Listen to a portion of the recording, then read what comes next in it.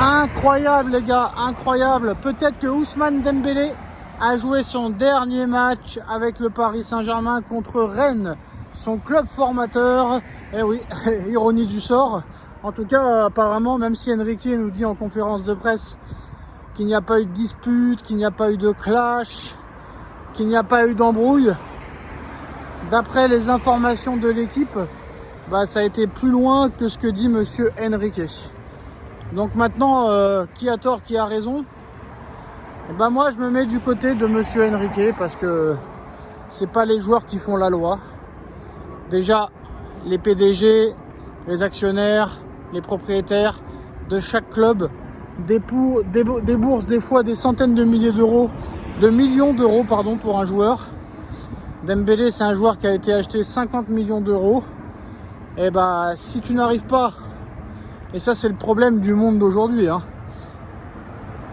les gens sont de plus en plus susceptibles, et encore plus dans le football. Mec, t'as le meilleur salaire du club, t'as été acheté 50 millions d'euros, t'as des primes d'éthique, t'as des primes de match, t'as des primes de but, t'as des primes de victoire, t'as des primes pour aller saluer les supporters. Donc faut arrêter de faire la fine bouche. La passe que tu n'as pas faite à Hakimi que tu aurais dû faire, c'est pas la première fois que ça se passe. Après, je sais ce que vous allez dire, quand Mbappé faisait jamais la passe à Neymar ou le contraire, les entraîneurs ne disaient rien. Sauf que les autres entraîneurs n'étaient pas aussi fous que Lucho, très clairement. Maintenant, moi je suis du côté d'Enrique parce que je suis désolé, tu dois te plier aux ordres du gars qui dirige l'équipe. Et celui qui dirige l'équipe, c'est monsieur Luis Enrique. Donc c'est simple comme de l'eau de roche, c'est clair comme de l'eau de roche. Dembélé, tu dois accepter que des fois, tu fais pas tout bien. Et t'es loin de tout faire bien. Voilà, je suis désolé de te le dire. Honnêtement, même s'il y a du progrès en début de saison, il y a du progrès par rapport à la saison dernière au niveau de l'efficacité, au niveau de l'engagement. C'est vrai que tu te blesses plus. Donc c'est vrai qu'il y a eu des efforts qui ont été faits. Surtout depuis que tu es au PSG. Moi, le gros point d'interrogation, puis c'est pas un point d'interrogation réellement, c'est vraiment un truc bien, c'est que Dembélé ne s'est pas blessé une seule fois depuis qu'il est au PSG. Alors que d'habitude au PSG, ce genre de joueur-là, ça se blesse toutes les 5 matins. Alors est-ce que Dembélé a tort, est-ce que Enrique a tort? Moi je pense que c'est l'entraîneur qui décide. Alors moi ce qui me fait rire, c'est les supporters du PSG, ou les pseudo-supporters du PSG, qui disaient qu'à l'époque, Pochettino, Tuchel, Emery, Galtier et compagnie n'étaient pas assez autoritaires avec les joueurs. Et maintenant qu'il y a enfin un gars qui est autoritaire avec les joueurs, les mecs ne sont pas contents. Ouais, vous êtes dur avec lui. Il a quand même mis depuis le début de saison 4 buts, 3 passes décisifs. Il marque avec le PSG. Il marque en équipe de France. Il faut mieux le traiter. Non. Si tu n'écoutes pas les ordres de ton coach, t'es suspendu. Et moi, je suis assez content ce qu'a fait monsieur Enrique. Maintenant, est-ce que ça va durer? Là, on voit que la presse commence à se régaler sur le dossier Ousmane Dembélé. En plus, ça ne nous arrange pas parce que ça sort comme par hasard 24 heures avant un match de Ligue des Champions. Donc, c'est pas pour nous arranger. Est-ce que Dembélé va quitter le Paris Saint-Germain au prochain mercato? C'est une possibilité.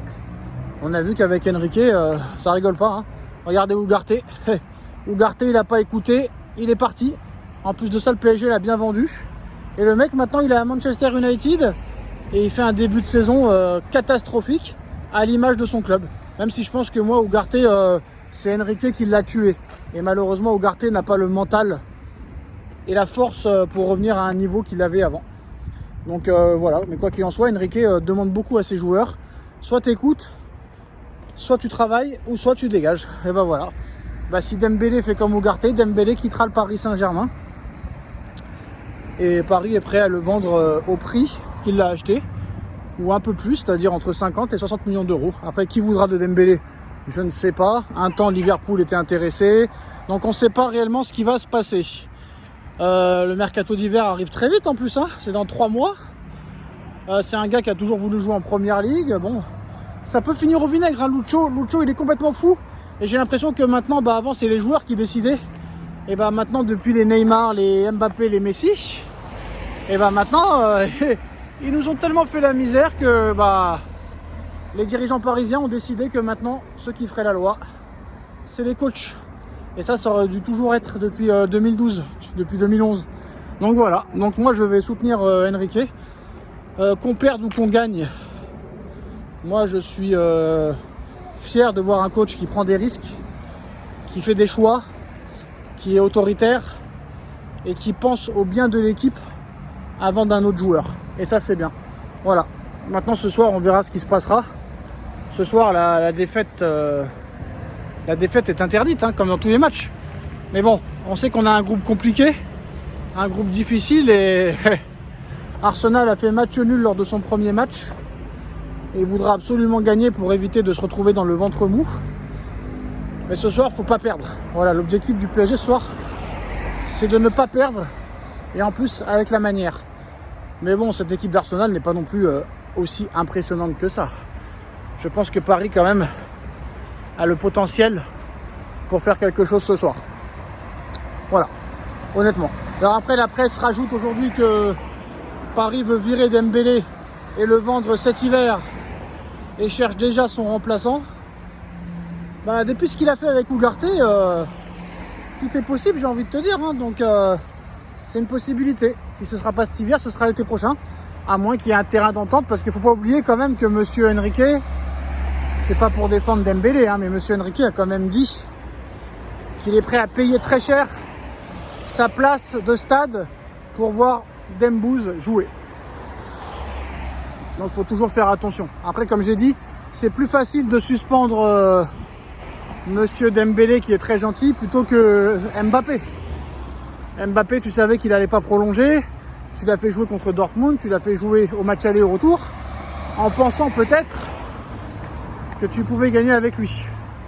Donc voilà, après vu qu'il a explosé hier Dembélé en conférence de presse, contre Dortmund il était là, on a perdu, Newcastle on a perdu, Milan on a perdu. Maintenant on va voir si Dembélé a le mental pour se relever. Très clairement, ça c'est pas évident. Hein. Il va falloir vraiment que Dembélé soit fort mentalement. Est-ce que Enrique s'y est mal pris? Parce que quand même Dembélé il fait des efforts depuis le début de saison. Hein. Même si des fois il fait des bêtises. Je trouve qu'il a fait quand même pas mal d'efforts. Hein. Il a déjà plus de buts cette saison en quelques matchs que toute la saison dernière. Il faut quand même le noter et le signifier.